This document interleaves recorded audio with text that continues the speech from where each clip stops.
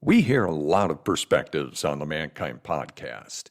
Inclusion of a guest is not an endorsement of their views, and the opinions expressed here do not always represent the mission or values of the Mankind Project USA.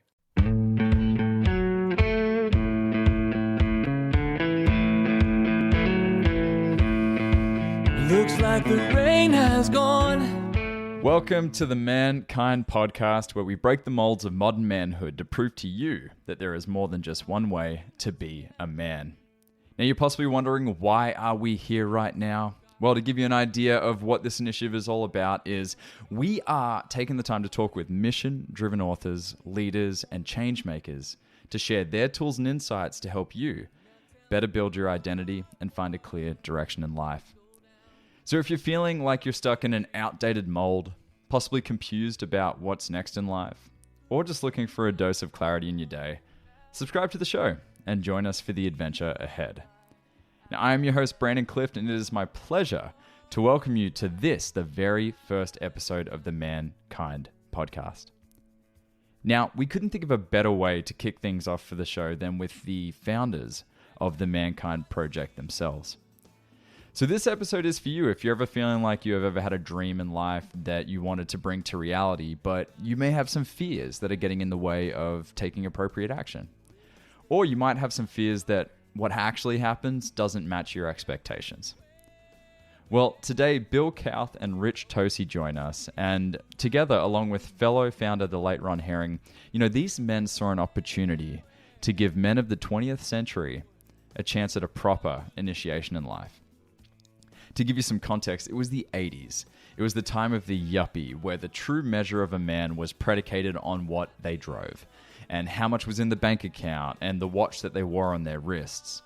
And so when the majority of the male populace at the time were asking the question, how can I gain more status? How can I gain more success? How can I look better in the public eye? These men were asking a very different question. They were asking, where are the real men? Authentic men? Men that are honest, that are true, and that are living their lives and missions. Now, Margaret Mead, the American cultural anthropologist, famously said, "Never doubt that a small group of thoughtful, committed citizens can change the world. For indeed it is the only thing that ever has." Well, these three men epitomize those words, and 35 years ago, the Mankind Project was born. So now, having initiated over 75,000 men worldwide through our flagship New Warrior Training Adventure, and with over 1,000 men's circles active around the world, we as an organization are steadfast in our mission to give every man a chance at picking up the pen and becoming the writer of their own story. And they get to do this by becoming better fathers, husbands, brothers, sons, and role models through our trainings. Now, the first thing we do whenever a man joins us is we help them discover their life's mission. And so whether you feel like you're standing on top of the mountain of life, triumphant with your fist thrust up in the air, or you're feeling like you're standing at the bottom, looking up, wondering, how on earth am I going to climb this thing? This episode will show you just how powerful your impact on the world can be when you have the right mission, regardless of your experience. Enjoy.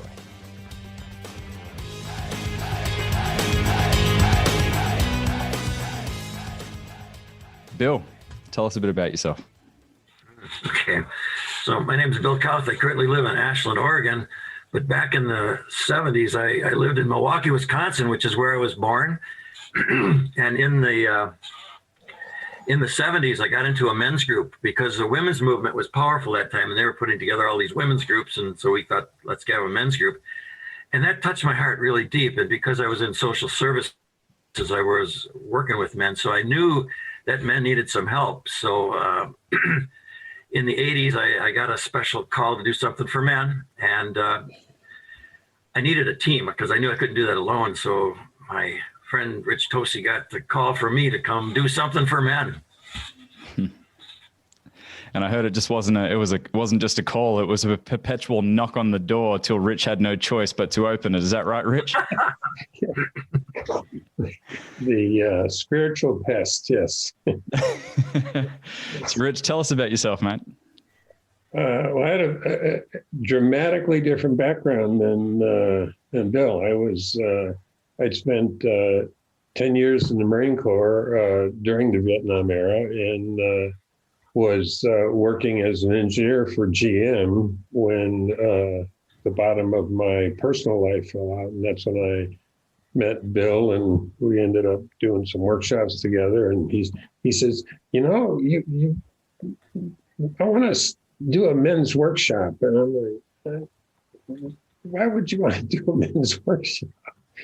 Anyway, at some point, he convinced me to do a workshop in California, and something happened at that workshop that it's my soul exploded and said, oh, okay, I can do this. And I told Bill at the time, I says, not only can we do one of these workshops, we can do better than this guy who's been doing it for 20 years. And I had like 6 months experience. So that's a beginning. And since then, of course, for those that may not know, the Mankind Project, since its I guess founding, I guess in 84, then 85, it was 85, January 85. Since January 85, the Mankind Project has initiated 75,000 men across the globe, over 20 plus countries. And now actively, we have over 10,000 men sitting in men's circles all around the world, gaining support and gaining access to tools to learn how to be better men, better fathers, better citizens, better sons, better brothers, and better partners. And, you know, I could give you a whole slew of examples that I've not only had in my own life where I've been enriched by the Mankind Project, but also just witnessing other men on New Warrior Training Adventures, which is our kind of flagship training here at the Mankind Project. But just sitting in circle each week with other men that are endeavoring to be better men. This is just an example of how three men, and we mustn't forget Ron Herring, who also was a founding member of the organization, who is no longer with us in physical spirit and presence. That these three men, one of them who you just heard said he only had 6 months experience, could create a ripple large enough to impact not just those 75,000, but the millions of lives, the families, the communities. That ripple effect has just been humongous to help create the organization we have today. And I want to get a little bit into the, you know, some of the reasons that this all came about, the reasons that the three of you got together. I was reading a book by Robert Bly called Iron John. And I think he released this in the 90s, if I'm not mistaken. And one of his 90, yeah. No, 90. Yeah, one of his statements was, the male in the past 20 years has become more thoughtful, more gentle, but by this process has not become more free. In the 70s, I began to see all over the country a phenomenon that we might call the soft male, in parentheses. Yes. Sometimes even today, when I look out at an audience, perhaps half the young males are what I'd call soft. They're lovely, valuable people. I like them. They're not interested in harming the earth or starting wars. There's a gentle attitude toward life in their whole being and style of living. But many of these men are not happy. You quickly notice the lack of energy in them. They are life, preserving, but not exactly life-giving. Well said. And he finishes with, ironically, you often see these men with strong women who positively radiate energy. So how much influence did this idea of the soft male influence the three of you to get together and create a workshop? A great deal, because I had been going to, you know, those kinds of conferences with Robert for a while. So I knew he said that.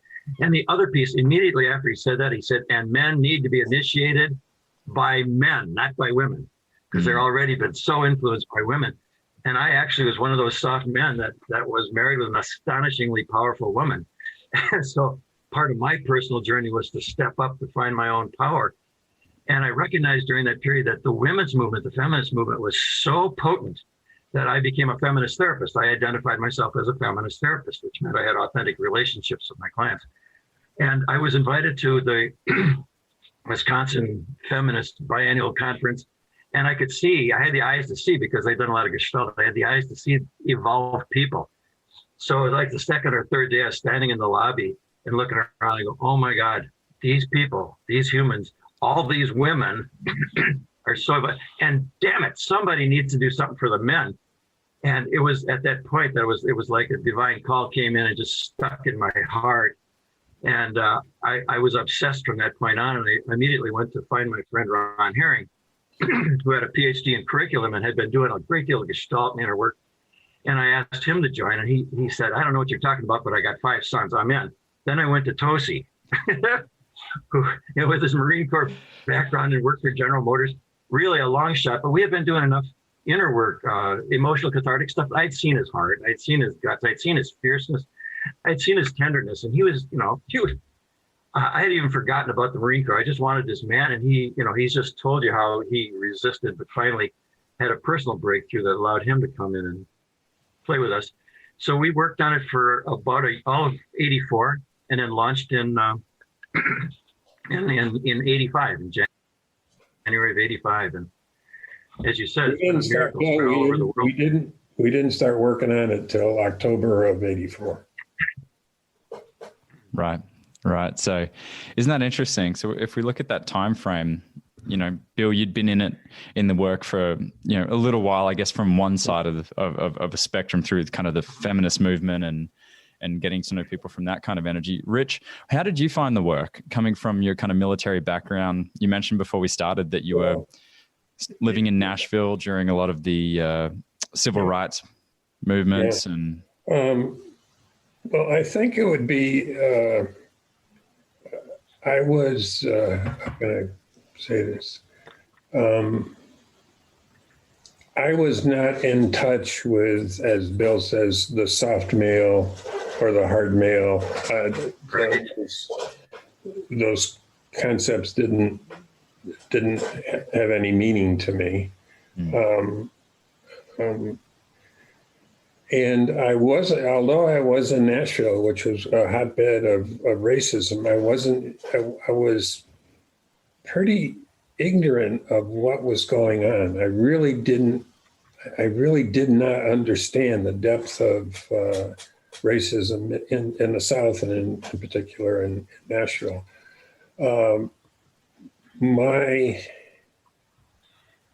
See if I can track where you want me to go here. My involvement had more to do with seeing individual men and the traps that individual men, including starting with me, had built around our lives, and I had a skill to help men see that and then work through that. But I wasn't coming from I'm going to save the world. I wasn't coming from a place of social justice. It was, here's a man in trouble. I know how to help him. So Bill tended to be the larger social construct. Yep. And like I'll stop at that. Yeah. So. And I've heard it mentioned, Rich, when you were honored this year by the Mankind Project or community, at the 35th annual, I guess you could say, celebration of MKP. I heard it mentioned that, between the three of you men, that you approach the Mankind Project from a holistic approach of you want to impact men on the kind of the brain level, the heart level, and then the soul entirely. And I heard it mentioned that Bill was the kind of the soul, the more fluid energy. You got Rich, you're the heart, you're the pump, you're the one just like that fierce, loving energy that I'm sure had a lot of like good warrior energy. But then Ron was mentioned to kind of have the brain side as well. Can one of you speak to Ron's involvement and kind of his background and what he brought to the table? Yeah, he had a PhD in curriculum and was a university professor, so he was really smart. But he also was very, very, very much of a heart guy. He had done a lot of inner work, so he had learned to open up his heart and be transparent. So he was a powerful leader. And he kind of was almost like the thread. He had the tough part. Like with Tosi and I was the soft guy, and Tosi was the fierce, tough guy of the Marine. Mm-hmm. So in this work, when men pop their hearts open, they become capable of learning from each other. So I got to learn from the tough guys, and the tough guys got to learn from the soft guys, and then we became more balanced humans. And that's what happens in the integration groups, which are the men's support groups that follow the New Warrior Training Adventure, which is a powerful, intense weekend. And the integration groups allow men to integrate what they've learned with each other and learn from each other over years.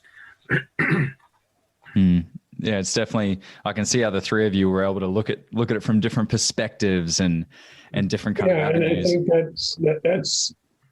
that's I think a critical point in how we evolved was that Bill, Ron, and I had unbelievably different perspectives on the world and what was right and what was wrong. And I think it was the ability to sit together and see each other and work through that and eventually created what we call the warrior training. But it wasn't like Bill had an idea, he sat down and this is what we're going to do. That's not what happened at all. It was if you want to call it tough guy, soft guy, I think it's much more nuanced than that. But it was dramatically different ways of dealing with the world and somehow we got together and figured this out and the drive to help men grow up, to help men be better men was there right from the very beginning, even if we didn't articulate it like that. So. And we operated as absolute peers right from the beginning. There was no leader. It's like the three of us came together and we bonded in some way, maybe because we'd done enough inner work that we were able to be with our hearts open with each other and fight if we needed to and cry if we needed to. And we operated by a kind of a principle of ruled by passion. If one of us really said, boy, I know how to do this piece, the others would say, cool, you do it. Let's see how it works. And that allowed each of us to bring our genius forward and synthesize it with each other into this thing that's still serving men for 35 years. So there's part of me that thinks this was channeled. Honestly, it feels like a miracle that these three goofy guys from the Milwaukee, Wisconsin area were able to get together and allow this thing to flow through us. It's still serving men after so long. Yeah, definitely. It's definitely remarkable to see just, what's the, I might call on you men to remind me, the Margaret Mead quote that never doubt the ability, or I'm going to paraphrase, never doubt the ability of a small group of people who want to create change can actually change the world, because throughout history, that's the only thing that ever had. And I'll probably at the end of the show read the actual quote, so I do miss Mead justice. but that's I would agree with Bill, and I think it's worth saying, and that is that in late 84, when we were putting this together, Bly had not published his book. That was 5 years in advance. Robert Moore hadn't published his book. So there was very, very little out there in terms of accessible men's reading or knowledge. Yeah. And the three of us, as wonderful as we were, had very, very limited knowledge of what we were doing. We did not put together an initiation. We put together a men's adventure, which eventually we found out was like an initiation. Yeah. So a lot of things, whether it was channeled or whether we don't know, but the three of us individually, collectively, weren't smart enough to come up with what we came up with. That's my opinion anyway. Yeah, no, it feels archetypal in that way, because honestly, we did not know initiation. We didn't even know the word. Yeah. And until years later, somebody said, you guys put together an initiation. We said, we did? Well, let's take a look at it. Well, okay, sure. We've got this incredible descent in the early part of it, and then this unbelievable ordeal that just opens men's hearts up, and then the return back to the community. Those are the three parts of an initiation. We had them all totally built in, just as if it were just came through the universe and through us into the world. Well, isn't that interesting that that just through a need, right? You look at how we've innovated as a species. It's through problem solving. There was a problem impacting the world, and then a couple of men came together and thought, you know what? Maybe there's a solution to this feeling that we're feeling, right? That we're feeling that, clearly it related to a lot of people, and it's definitely got this kind of Joseph Campbell-esque feel of the hero's journey, enshrined in all of it. Those kind of three phases. For sure. I'm curious, what was the kind of resistance that you guys came across right in the beginning? Because without, the teachings of Bly and Moore or Gillette, that stuff even today, a lot of people haven't heard. They've maybe felt the impact, but haven't heard of these authors or their writings or their teachings. So I'm curious, what kind of resistance did you guys come up against right at the beginning? My sense of the resistance was just the fact that nobody knew what we were doing, because we barely knew what we were doing. So we had to invite men to come into this this training and this support. I'd use the word support group, and they'd say, well, what kind of sports are you talking about, like baseball or soccer? No, support group. This is men's getting together and being with each other. So the resistance was just ignorance at that time. But then, as Tosi just pointed out, Robert Bly's book called Iron John sold 1 million copies in 1990. And we already had organically, spread from coast to coast. We had our San Diego group and our New York group. And so men, once that book hit, they were hungry. At that point, they got it. They knew what they were looking for. And we had it ready to offer. Yeah, I'll give you an example of personal resistance. I was an engineer working for GM, and for some reason, the Milwaukee Journal found out about the training, and our very third training, which was in 1985. A reporter showed up, and he ended up putting a major article in the Milwaukee Journal. Well, in 1985, and probably still today, GM was ultra conservative. So here's a picture of me carrying a rock in the woods in some bizarre, like we're helping men, and it basically whatever trajectory I was on to get promoted, that was the end of that. Wow. I was categorized. They knew I was weird, but not didn't fit the mold. Yeah, no, so I was to say I was sort of a social outcast within the engineering community. I think that was, that cost me. Yeah. Yes. Engineers don't like when square pegs try to get in round holes. That's for sure. No. Well, they liked me, but they couldn't figure me out.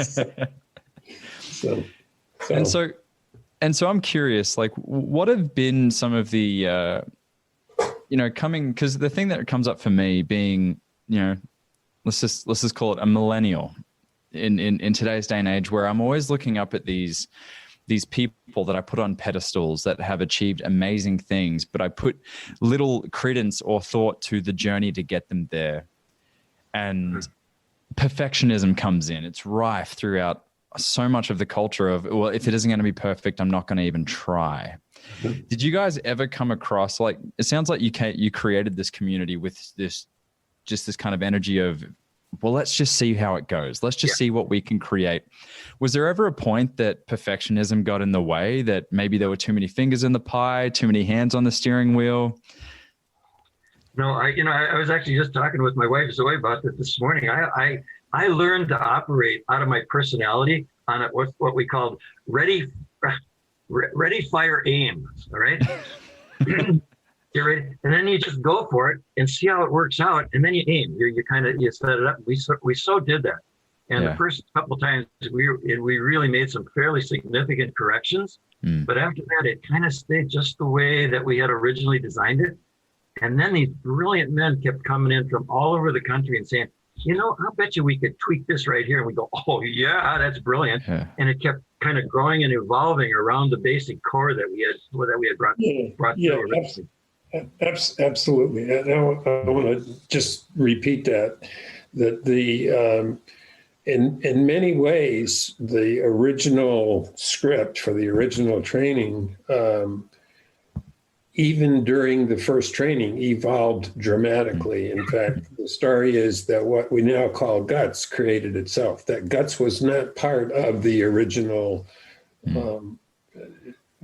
We had men doing an affirmation. All of a sudden, they're doing deep work, and as Bill said, as men would come and. I think the thing that the three of us did very well is men would come and say, well, why don't you do it this way? And we'd say, yeah, that's better.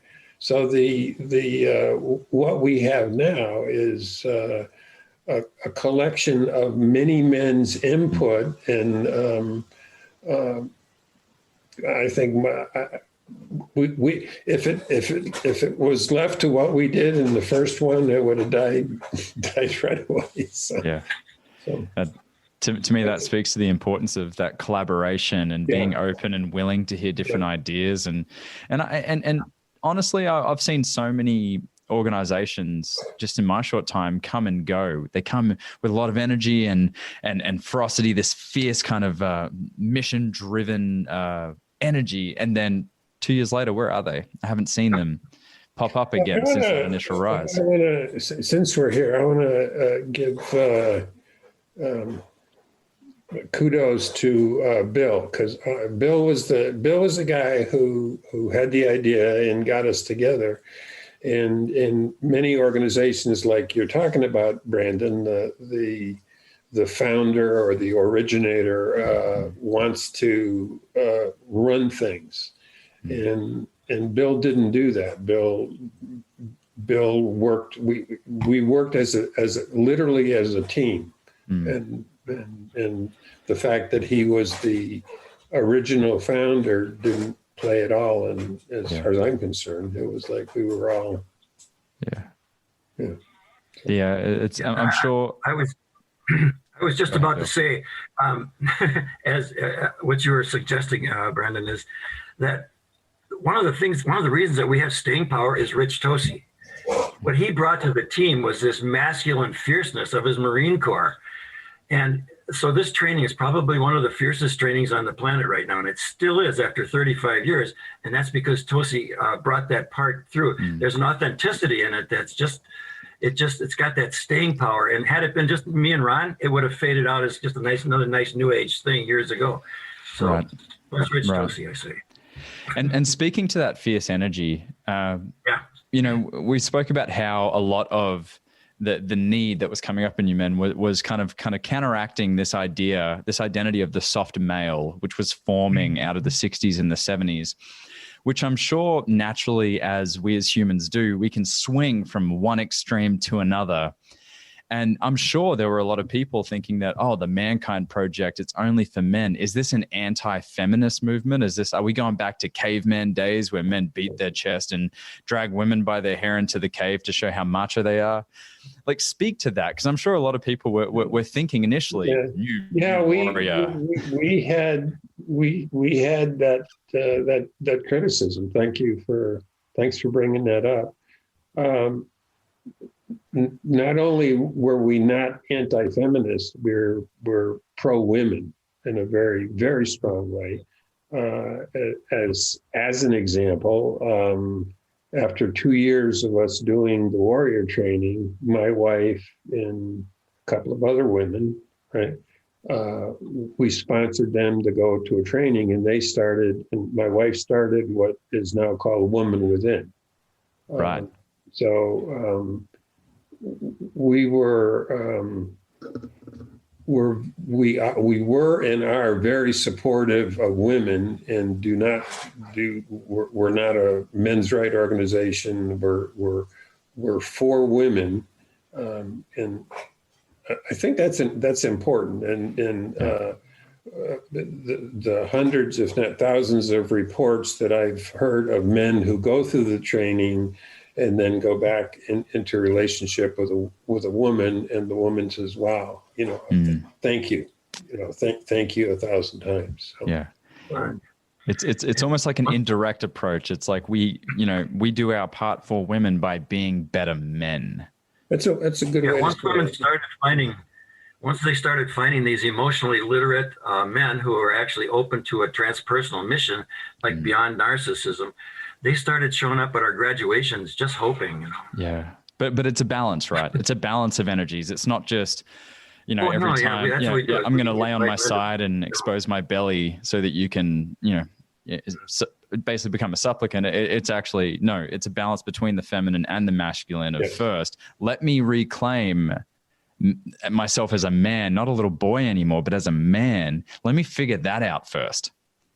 Yeah. And then let's see how this polarity between masculine and feminine can come about in relationship with family. And yeah, interesting. Very, very neat. Because I've had that conversation with people all the time. Because I speak a lot to the Mankind Project and about the Mankind Project to people who haven't heard of it. And they go, well, why don't you do anything for women? And it's like, well, we do. We absolutely do. Yeah, that's a part of it. And guess what? There is women within. Let them do that. That's their thing, not ours. Well, right? The women need to do the same thing for themselves. Yeah. And be initiated by women, not the opposite of, absolutely. And so let's talk about kind of the timelessness of initiation and why it's important. I know on weekends we teach men about, for generations, tribal cultures would, the elders would initiate the young boys into manhood through trials, and they would teach them about, the dangers of the world and the many pains that they're going to go through in life, but also the subtle pleasures, right? And they would almost scar them as a reminder, give them a scar, a memento, something from the descent that they can take away with them and remember going forward. And then somewhere along the way, we kind of got out of that. It became initiation into fraternities, initiation into gang violence, or that kind of became the arena in which we could find some form of identity. So the question I have for you is, how important do you feel it is that men, women, everyone in between has some form of initiation in their life, some form of journey that they descend into the kind of the deep, dark parts of themselves? Bill, what are your thoughts? Yeah, we're social beings, so we can't really operate autonomously as humans. We actually need that social blessing that says, you have done what you need to do. You are now a man, and that sounds almost squirrely, but it's so important. We have guys that used to come through the training, and they'd be away in their 50s and 60s and say, I've been waiting for this all my life. Thank you for blessing me formally into manhood. I feel that I got it. Absolutely. And I've seen this happen time and time again with men that made it into the top fraternity. They're smoking the cigar at the boys' club with the fellow executives. But then we find out, oh, wow, at the age of 7, that man stopped developing emotionally because of this thing that happened. And now he's 60, and he's been perpetuating those same horrible things that happened to him on everyone else. And we're able to break a cycle in a sense through allowing them to reclaim their manhood, which is just, in a year like the year we've had where we haven't had any in-person new warrior trainings, it's really wild to think about just witnessing that happen right in front of our eyes when a man finally gets that moment. Yes. That blinding flash of the obvious of, oh my goodness, this is what's been missing in my life. And so today, as we round out 2020 and we're entering into 2021, there's a lot of change that has happened. There's a lot of adaptation. There's a lot of evolution naturally that we've had to go through to, either survive or thrive as a species. What do you men hope for the coming generations? What do you really hope for them as we kind of move through this era of confusion and this era of divisiveness, like just being split 50-50 right down the middle, not just as a country, but as through the entire world? Well, I have some radical thoughts, so I'll throw them out there. I believe what's going on in the U.S. in particular and in much of the world, this divisiveness is setting the stage for another major leap in our evolution. And it seems unfortunate, but that seems the way life evolves, is when there's a crisis and we see how things aren't working, then so that's sort of the big picture. The smaller picture is the role that MKP can play is by continuing to have programs that will create emotionally mature, morally mature, cognitively mature men who see the top of the mountain and who understand where we need to go. And I think there are many men within MKP who can be part of the critical change that's necessary to get the world where it needs to go. So that's my radical view. Cool. I think the other significant part of that is the social. And I totally get that we need each other. And one of the things you mentioned earlier is that we've got 10,000 men that sit in group every single week in about 1,000 groups around the world. And there's probably a lot more than that. But that's one of the things I'm really proud of, because those men are bonding and connecting socially. They have some sense of community. And what I kind of see going on right now in the larger picture is that the empire of the United States is kind of winding down and everything is in chaos. And that's just the way that kind of transition always happens historically over thousands of years. So we are, given this task of living through this catastrophic change that's just going to happen. And if we have community, if we have somebody that we can talk to and tell our truth to and be with and feel supported, it's going to be just significantly easier. So that's part of what we do that I find really important. Fantastic. Great to hear both your views on that. As a young person, it gives me a bit better of a bird's eye view to understand that right now, what's happening in the world can seem so crazy and it's trying to think, how are we ever going to get out of this? But then to look back, not even that far in history, and go, hey, this has always happened. Some form of crisis in which new needs have popped up, new problems have needed to be solved, and then we inevitably rise to the occasion in some way and move forward together, which again provides a bit more hope. We just happen to be part of it this time. Yeah, I know. Yeah, we're just we're not just reading about it in text. We're actually the ones holding the pens, aren't we? So, well, man, to wrap things up before we say our goodbyes, I want to ask you. Say you're. How do I want to phrase this? Okay. Imagine you're talking to a man in his 20s right now. And like majority of the men in today's world, they may not have, in my judgment, a well-rounded model for what it means to be a man. I say well-rounded, not in just in professional terms, not in just like dutiful, good citizen terms, but also emotionally, possibly throw in spiritually. And as we do in our 20s, we're just searching. We're just seeking, trying to find some form of identity or sense of home within ourselves. What would you say? And I'm going to ask you individually, to that man, if this was your last chance to say anything on earth, what would you leave them with? And we'll start with you, Bill.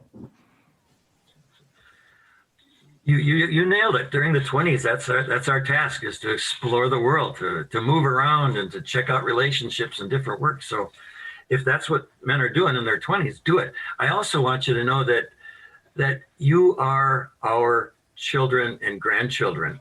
So some of us have been working really hard most of our adult lives to create a base for you. So you're already emotionally literate, which by and large, when I meet young people, they already have what I had to work for decades to learn. So it's like you've already got to step up, keep with your search, and find that community where you can settle down with your tribe and just live a good life. And Rich? Yeah, so something along the same line.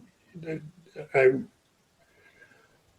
would tell a young man that it's important to develop spiritually, emotionally, and morally. I think that's something we tend to overlook.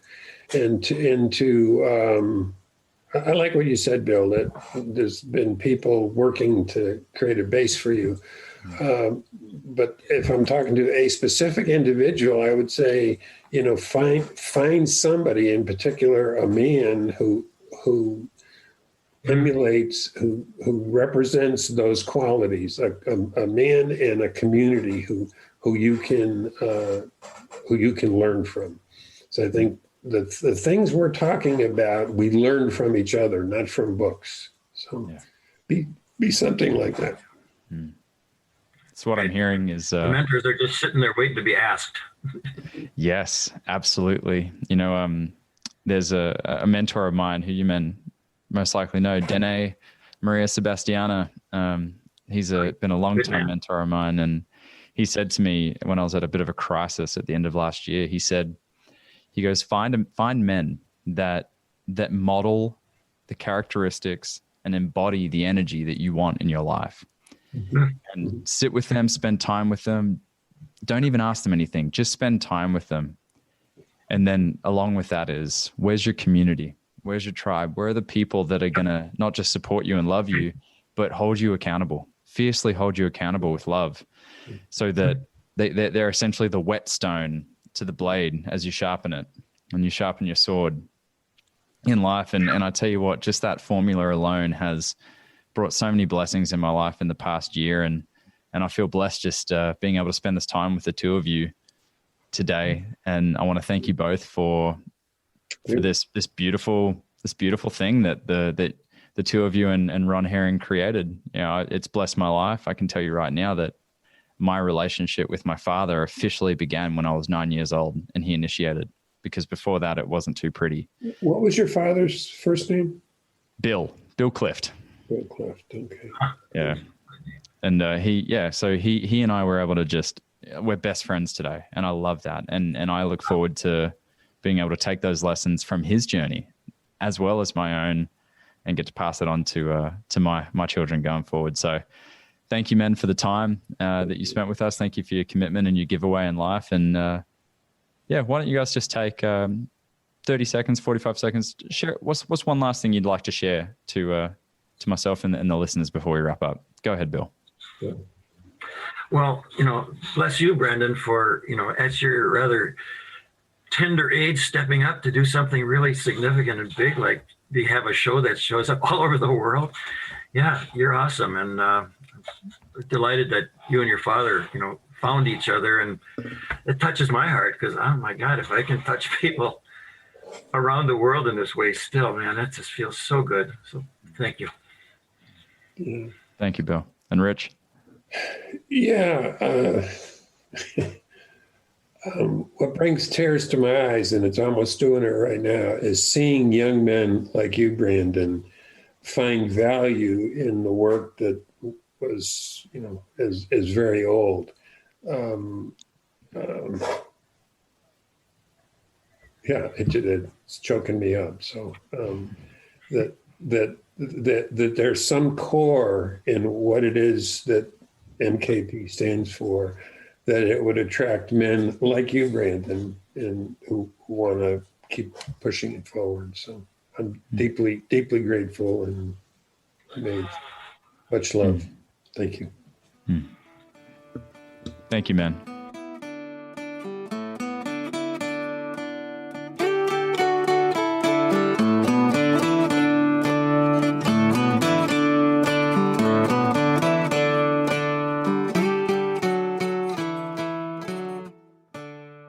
Wow, what an interview!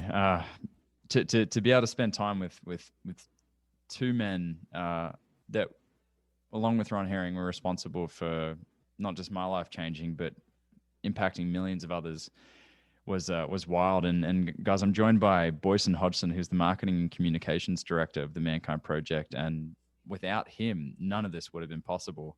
He's the man on the front of the battlefield. He's also behind the scenes at the exact same time, piecing these things together. So, mate, good to have you with us, and let's just do a little breakdown of kind of what just happened. Thank you, Brandon. Yeah, it was great to be a fly on the wall for that interview. Yeah, no doubt, no doubt. So there's a couple things that came up just in the chat section of while we're doing that interview, just this understanding of, initiation, like how important it is that people go through initiation outside of just what we know today as just like frat hazing or gang membership and kind of rituals like that, where we see a lot of people get hurt and get wounded from those experiences. And you kind of brought up this notion of conceal and reveal. Tell us about that. Yeah, I think there was a beautiful point where they were talking about what it was like way back when, and you framed it up with the Robert Bly talking about the kind of soft man, and then we hear from Tosi, who is this stereotypically kind of hard man. And what came up for me is like, it's not about the soft or the hard, it's about what each of these men didn't have access to in his own life and in his own body, is what he had concealed, what he had hidden. And Kauth said it at one point. He said, I got to learn from these guys and they got to learn from me. And this sense of, so what's the difference between a gang initiation and a healthy initiation? And it came to me that like, well, a gang initiation, they're going to teach you how to hide more of who you are. They're going to teach you how to shove away more of who you are and get hard, get invulnerable, get, all of this kind of stuff. And a true initiation is really about revelation. It's about revealing who we are to ourselves and other people. I never thought about it that way. And I thought it was so interesting and so cool that came to you in that moment of understanding that. And from my experience in this work is this is an unpacking. It's an unpacking process of kind of like peeling back the layers and going, wow, I didn't know that was in there. And kind of the opposite for me growing up is what you would, I guess, Bly would classify as a soft male. I've learned my hard edge and it's fantastic. I love it. I always had this fear that if I brought out this hard edge that I thought I knew was inside me, and I ended up finding out I did have it. I thought it was only going to hurt people. I thought it was only going to damage relationships because I'd seen other hard men go down in flames because of that. Right. But through models of people like Rich Tosi, who I've seen be very effective in their hardness, it made me reconsider that whole understanding, that whole notion. So pretty cool that you put that spin on it. And, how great to be able to spend time with, two of the original founders of this work and actually hear from their mouths of how this wonderful, intense, crazy organization called the Mankind Project, how it's all kind of come about. Yeah, and what I get every time, I've known these men for some time now, and what I keep getting is that the timelessness of, like, if I could go back in time, they were in their 30s. They were in their 30s when they put all this together, right? What they were experiencing in the world, even though the social context may have been very different, what was real to them is their relationships, their kids, their work, how healthy they felt they could be in the world. And I identify with that, right? That's where I was. So it's like, why not have a healthy, supportive, conscious community of men where we can all share across the generations from different perspectives? Yeah. Absolutely. And it doesn't have to be perfect. Right. I think if there's anything I took away from that is you got, this huge organization and you've got Rich Tosi saying, hey, I had 6 months experience when we even kind of started this thing. Right. And that just made me think that, there's so much more than to be said about just, ready, fire, aim, as Bill put it. Yeah, ready, fire, aim. Don't spend a year just working on the aim and trying to dial it in before firing. Just go in guns a-blazing and see if you figure it out along the way. Just break it along the way, essentially. It's an interesting thing. You brought up the perfectionist shadow, right? And the fear of looking stupid, fear of failing, and another mentor in the work, Dave McClain, who's fail fast. Fail fast, fail forward, keep failing. Keep failing. Yeah. It's just like, just keep doing it. Yeah. So for those listening, guys, Boyce and I have been working together over the past year and a half, kind of putting together a string of interviews. We're up to 50 now, of really an awesome slew of characters from so many different backgrounds, ethnicities, races, religions, to just discuss some really interesting issues and challenges that's facing mankind today. And so this isn't going to be the last time you hear from Boyson going forward. In fact, he's probably going to be coming in and doing a couple interviews himself, along with a couple other characters other than myself, going to be doing some interviews and having some really interesting conversations. And if there's anything that we can promise you going forward, that with the Mankind Project podcast, is this is not going to be the typical conversation of, yes, love it, tell us about success. Yeah, image, mask. What we're aiming for, and I think what we've found a good little formula for in the past 50 interviews has been let's just sit down, take the masks off, metaphorical, of course. Get real. Let's just take them off and get real, and let's have a real conversation. And we hope you enjoy that format. We hope you enjoy that approach to this going forward. So we love your input. We love your feedback. And if you've enjoyed this episode, please head over to iTunes and leave us a review and a 5-star rating. That's the best way that we can get not only this message in today's episode, but our message as a whole to help make the world a better place one man at a time. You're helping us with that mission in doing so. So, boy, that's me. What about you, Boyce? Any final words? Yeah, welcome. Thank you for being here. Keep listening, and I hope you get something valuable. Absolutely. See you guys next week.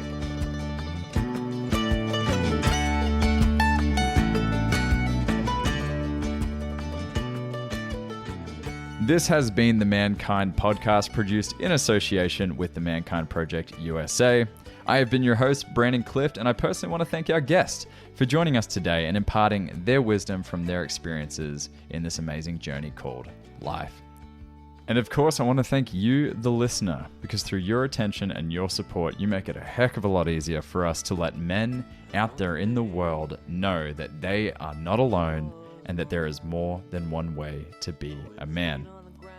Special thanks, of course, goes to my incredible team, Marketing and Communications Director Boyson Hodgson, producer and editor of this episode, Michael Russo, who makes me sound so much more intelligent than I actually am, so of course, special kudos goes there.